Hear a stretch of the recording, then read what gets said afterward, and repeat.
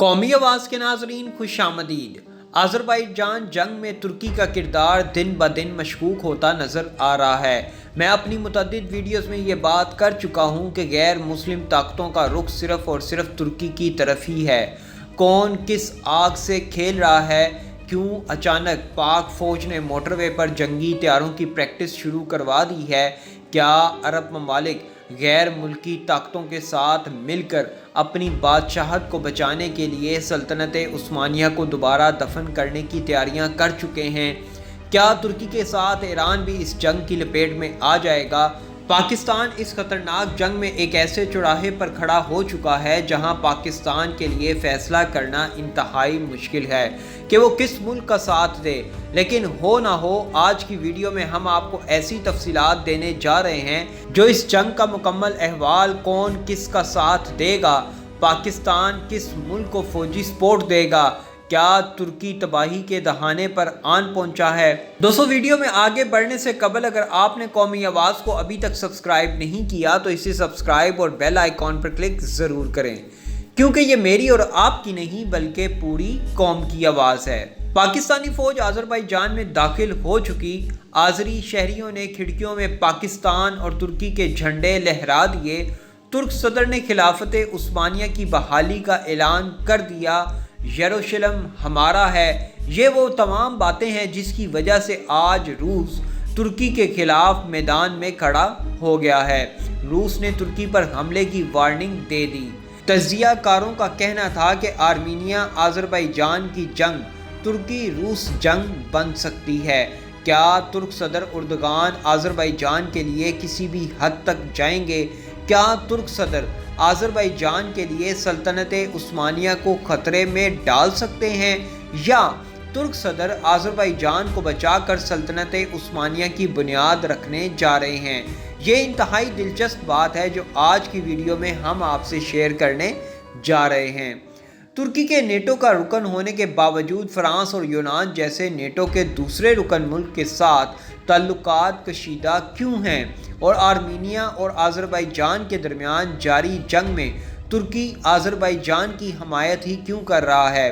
ترکی کے وزیر خارجہ نے 6 اکتوبر کو آذربائیجان کے دورے کے دوران آذربائیجانی صدر الہام علیوف سے ملاقات کی اور متنازع خطے ناگورنو قراباغ پر آرمینیا کے خلاف جاری جنگ میں آذربائیجان کی حمایت کا اعلان کیا۔ انہوں نے کہا کہ آذربائیجان نے اعلان کیا ہے کہ وہ آرمینیا کی اشتعال انگیزی کا جواب تو نہیں دے گا، اور وہ بین الاقوامی سطح پر تسلیم شدہ سرحدوں کے اندر بین الاقوامی قانون کی پاسداری کرتے ہوئے اپنے دفاع کے لیے اپنے اختیار کو استعمال کریں گے۔ اور ترکی نے کہا، ہم اس موقع پر آذربائیجان کی حمایت کریں گے۔ دوستو، اس وقت ترکی کے لیے انتہائی مشکل کی گھڑی ہے، اور دفاعی تجزیہ کاروں کے مطابق ترکی کے لیے سال 2020 کے چند ماہ اور پھر اگلے 2 سال 2021 اور 2022 ترکی کے لیے انتہائی خطرناک ثابت ہونے جا رہے ہیں، کیونکہ سال 2023 سے قبل عالمی طاقتوں نے بالخصوص مشرق وسطیٰ میں شامل تمام عرب ممالک، اور میری بات یاد رکھیں، عرب ممالک کے ساتھ جڑے اسرائیل اور امریکہ کے مفادات، یہ سب کسی نہ کسی طرح ترکی کو 2023 سے قبل ہی قابو کرنا چاہتے ہیں، کیونکہ اصل لڑائی 2023 کے بعد شروع ہونی ہے، جب ترکی یورپی ممالک کے ساتھ کیے گئے معاہدے سے بالکل آزاد ہو جائے گا، اور پھر ترکی اپنی من مرضی سے یورپی ممالک سے اپنا سمندری راستہ استعمال کرنے کا ٹیکس وصول کرنا شروع کر دے گا۔ مطلب ترکی دن دگنی اور رات چگنی ترقی شروع کر دے گا۔ اور تو اور عرب ممالک کو ڈر ہے کہ ترکی کہیں دوبارہ سلطنت عثمانیہ کی طرف نہ لوٹنا شروع کر دے، جس میں عرب ممالک آج سے 100 سال قبل ترکوں کے زیر سایہ تھے۔ حجاز مقدس، مکہ اور مدینہ کا انتظام بھی ترکی ہی چلایا کرتا تھا۔ اب عرب ممالک کو ڈر ہے کہ ترکی سال 2023 کے بعد کہیں دوبارہ عرب ممالک پر چڑھائی نہ کر دے، جس سے عرب بادشاہوں کی بادشاہت خطرے میں پڑ سکتی ہے۔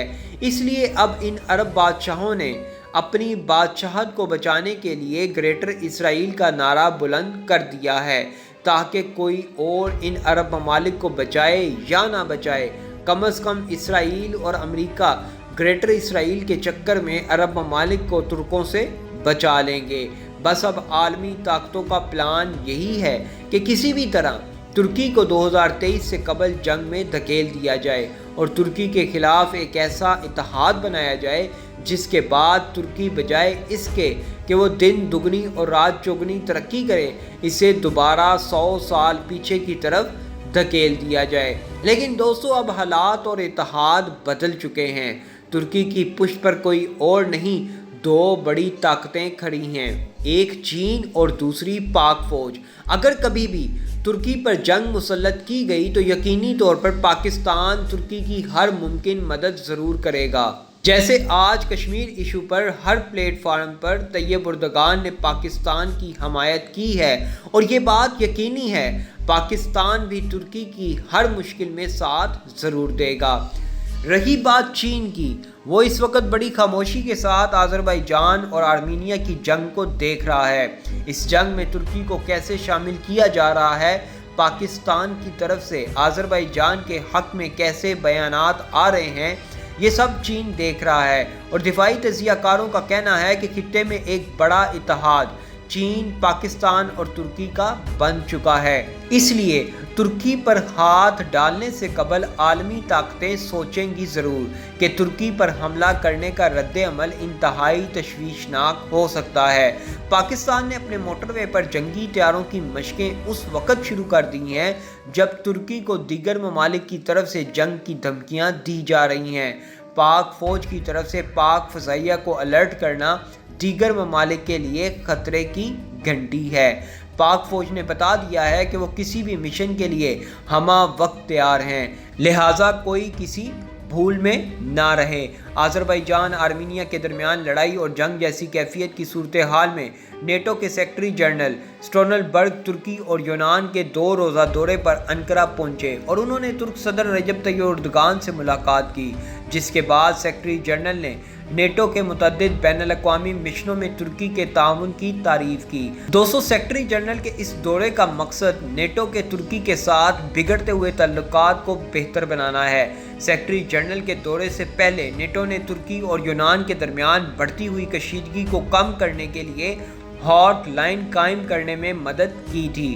दोस्तों, इस वक्त नेटो तुर्की से नालां सा नज़र आ रहा है, जिससे साफ जाहिर होता है कि नेटो फोर्सेस अब आहिस्ता आहिस्ता तुर्की को नेटो फोर्सेस से निकालना चाहते हैं, क्योंकि मुस्तकबिल करीब में आलमी ताकतों ने मिलकर तुर्की पर हमला जो करना है, लिहाजा वो आने वाले वक्त की कबल अज़ वक्त तैयारियां कर रहे हैं। क्योंकि अगर तुर्की नेटो फोर्सेस का हिस्सा रहेगा तो कभी भी नेटो ममालिक तुर्की पर हमला नहीं कर सकेंगे।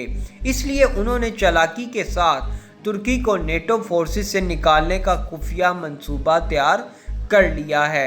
आलमी ताकतें किसी सूरत तुर्की को सल्तनत उस्मानिया की तरफ नहीं बढ़ने देना चाहती, इसलिए ही उन्होंने तुर्की को अपनी हद में रखने के लिए धमकियां देने का सहारा लिया हुआ है। ऐसी मज़ीद मालूमाती वीडियोस देखने के लिए कौमी आवाज़ को सब्सक्राइब और बेल आइकॉन पर क्लिक ज़रूर करें, क्योंकि ये मेरी और आपकी नहीं बल्कि पूरी कौम की आवाज़ है।